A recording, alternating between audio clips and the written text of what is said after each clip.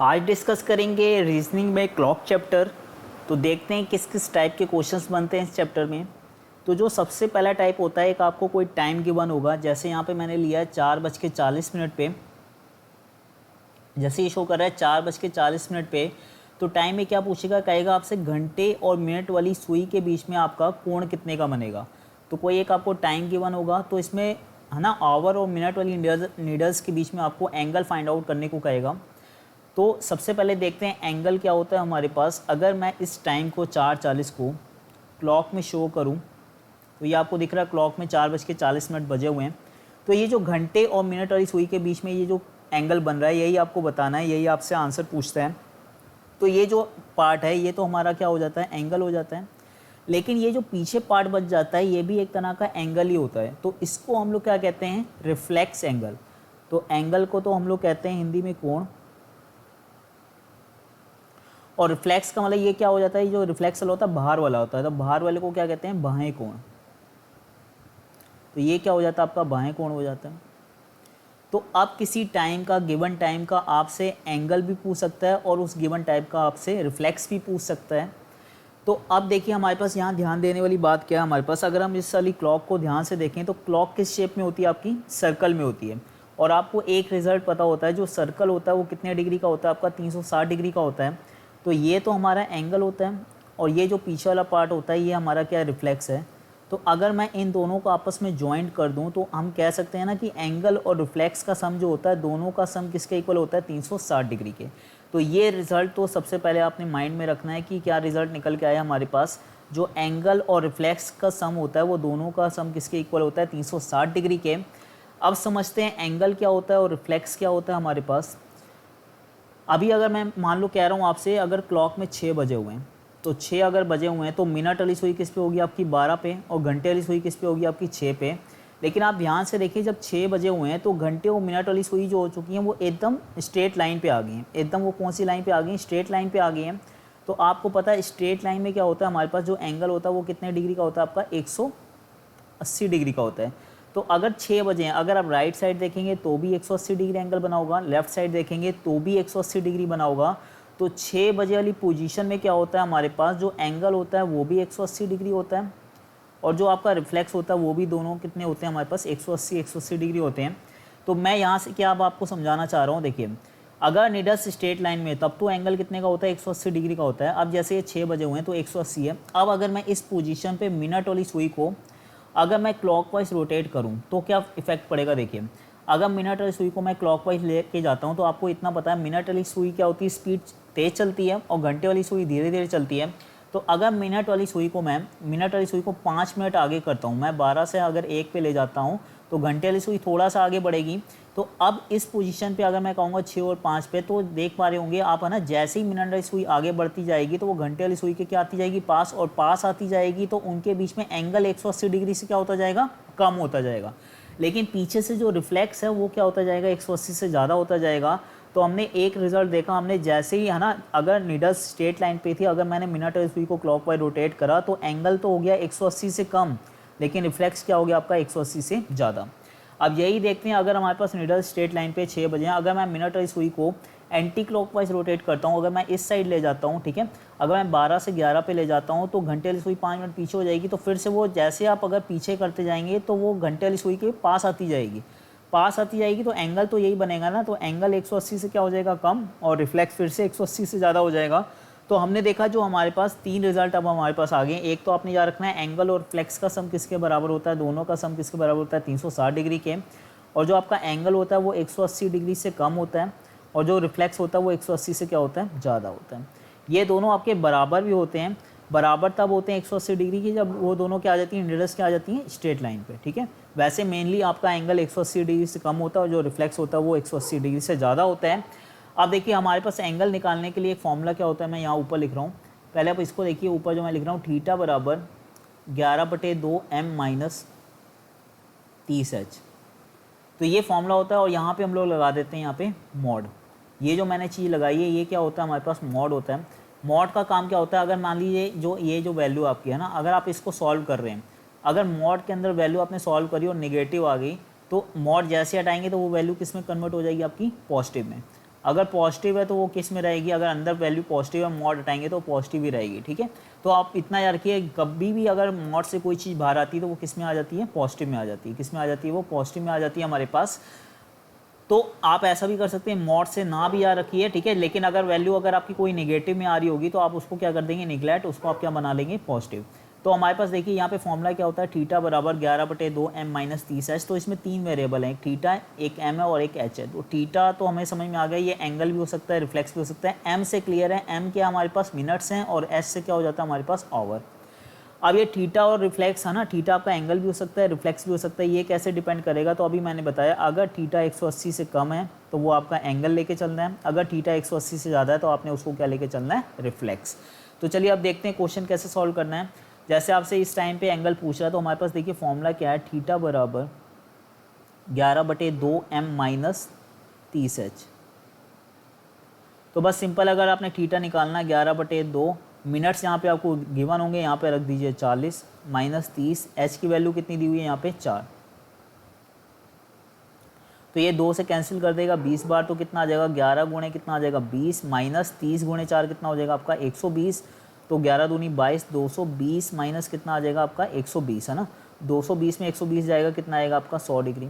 अब यहाँ पे थोड़ा आपने होल्ड करना है, जब भी थीटा निकल आए, जब भी थीटा निकले तो थीटा को आपने कंपेरिजन करना है पहले 180 डिग्री से। अभी आप 100 को अगर 180 से कंपेरिजन करें तो 100 तो कम है, तो अभी मैंने बताया अगर कोई वैल्यू 180 से कम होती है तो वो हमारा क्या होता है, एंगल होता है। तो ये जो निकला है इस क्वेश्चन का क्या निकला है, एंगल निकला है। तो आंसर, अभी हमसे एंगल ही पूछा था तो आंसर तो हमारा निकल आया 100 डिग्री। मान लीजिए यहाँ पे एंगल की जगह हमसे ये पूछ लेता है इस टाइम का रिफ्लेक्स एंगल बताओ, तो करना यही प्रोसेस था, आपने पूरा यही प्रोसेस करना था। आपका थीटा कितना आया 100, आपने इसको 180 से कंपैरिजन करा तो ये आपका क्या निकला है, एंगल। आपको इतना तो पता चल गया, एंगल तो हमें पता चल गया, लेकिन क्वेश्चन अगर मान लीजिए रिफ्लेक्स पूछ रहा हो तो हमें एक रिजल्ट पता है ना, एंगल और रिफ्लेक्स का सम किसके बराबर होता है, आपका 360 डिग्री का होता है। तो एक चीज़ अगर पता चल गई तो रिफ्लेक्स कितना हो जाएगा, 360 में से एंगल 100 आ गया था, 100 घटा दीजिए तो हमारे पास रिफ्लेक्स कितना आ जाएगा 260 इस क्वेश्चन का। लेकिन अभी तो आपसे एंगल ही पूछा था, इस क्वेश्चन का आंसर कितना आपका 100 डिग्री। अब ये देखते हैं अगला क्वेश्चन, ये आपका एसएससी में आ चुका है। आपका क्वेश्चन कह रहा है 10:10 पे आपने क्या निकालना है, कोण ही निकालना है। तो फॉर्मूला क्या है, थीटा बराबर 11/2 m। अब मैं m की वैल्यू सीधा रख रहा हूँ, कितनी दी हुई है आपको 10 माइनस 30, h की वैल्यू कितनी दी हुई है आपकी 10। तो 11, इसको काट लीजिए डायरेक्ट, है ना, 5 बार जाएगा, 11 गुणे कितना कर लेते हैं 5 माइनस 300 हो जाएगा हमारे पास। 11 गुणे 5 कितना हो गया हमारे पास 55 माइनस 300।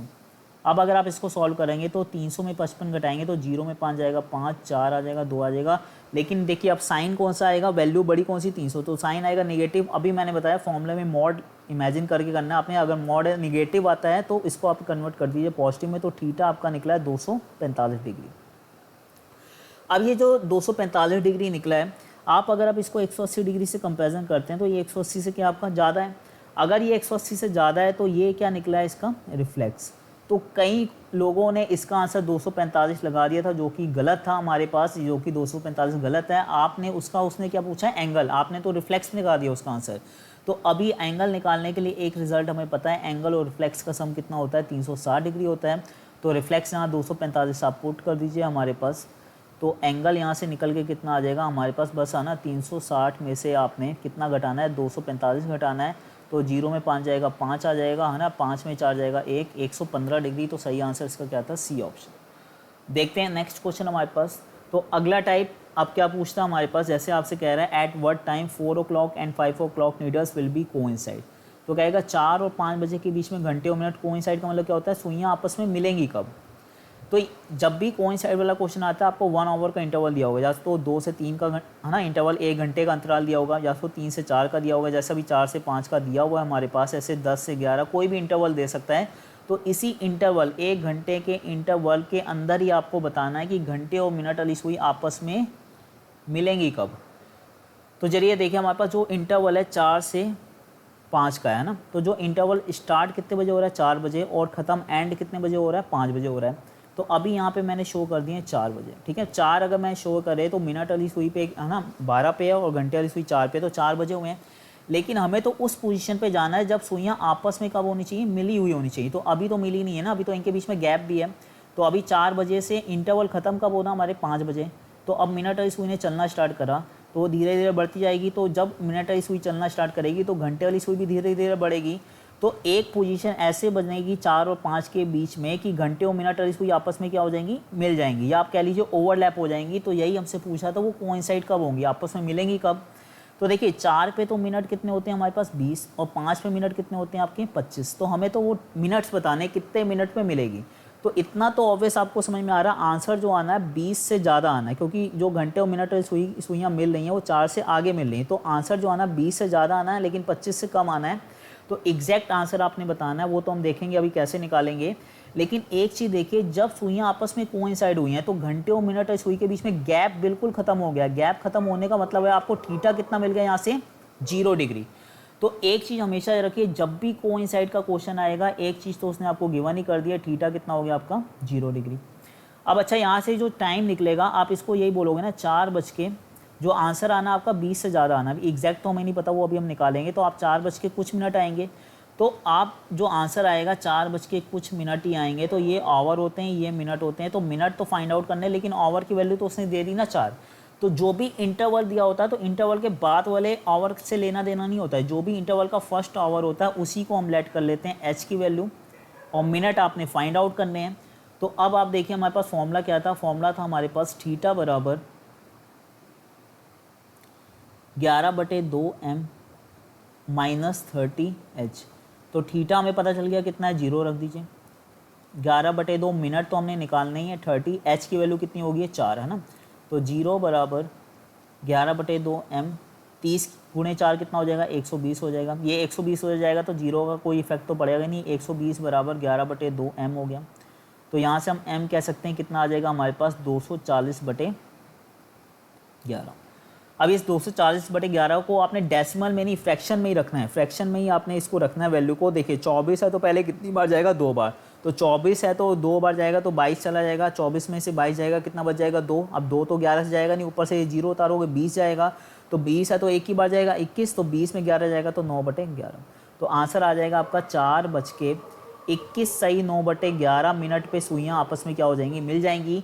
तो मैंने जो बताया था आंसर 20 से आपका ज़्यादा ही आना था और 25 से कम आना था। तो एग्जैक्ट आंसर आ जाएगा 21 सही 9/11 मिनट। अब इसमें एक चीज़ देखिए, खास बात क्या होती है हमारे पास, जो भी आंसर आते हैं, जैसे भी आगे आएगा 54 सही 6/11, आएगा 27 सही 3/11, या 49 सही 1/11। तो ये जो इकाई का अंक होता है और ये है ना शेषफल होता है, इनका सम हमेशा 10 रहता है। आप देखिए 9 और 1 10 हो गया, 7 और 3 10 हो गया, 4 और 6 10 हो गया। अभी जो आंसर निकला है 1 और 9 कितना हो गया हमारे पास, 10। ठीक है, तो आप डायरेक्ट थोड़ा कर सकते हैं। देखिए 24 है तो 2 बार जाएगा, है ना।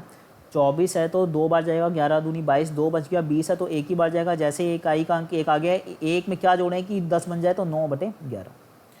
देखते हैं नेक्स्ट क्वेश्चन हमारे पास क्या है। हमारे पास तो कह रहा है 1 और 2 बजे के बीच में सुइयाँ आपस में विपरीत कब होंगी। तो अब ये अपोजिट का क्वेश्चन है। कोइंसाइड का आपको समझ में आ गया, थीटा हमने 0 लेके चलना है। अगर अपोजिट कह रहा है घंटे और मिनट वाली सुई एक दूसरे के बिल्कुल अपोजिट होनी चाहिए। अब बिल्कुल अपोजिट होने का मतलब है स्ट्रेट लाइन में आ जाएंगी ना। अगर स्ट्रेट लाइन में आएंगे तो एंगल तो आपको पता है कितने का होता है, आपका 180 डिग्री का होता है। तो अगर अपोजिट वाला क्वेश्चन आ रहा है तो अब की बार आपने जो थीटा लेके चलना है, जो आपने थीटा लेके चलना है वो कितना लेके चलना है, आपने 180 डिग्री लेके चलना है। और जो h की वैल्यू मैंने बता दी, आपने क्या लेट करनी है, इंटरवल का बाद वाला ओवर नहीं लेना, आपने फर्स्ट ओवर ही लेना है। तो h की वैल्यू हो जाएगी 1, मिनट आपने फाइंड आउट करने हैं।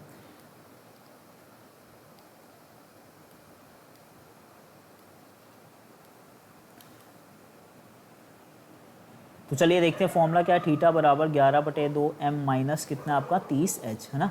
तो अब यहाँ पे थीटा रख दीजिए 180 डिग्री, 11/2m मिनट आपने निकालने हैं। 30h की वैल्यू कितनी हो जाएगी आपकी, निकल के आ जाएगी, यहाँ से 1 थी हमारे पास।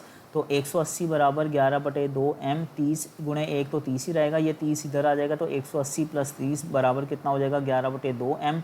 तो 180 और 30 कितना हो जाएगा 210 बराबर 11/2m। तो यहाँ से m कितना आ जाएगा 420/11।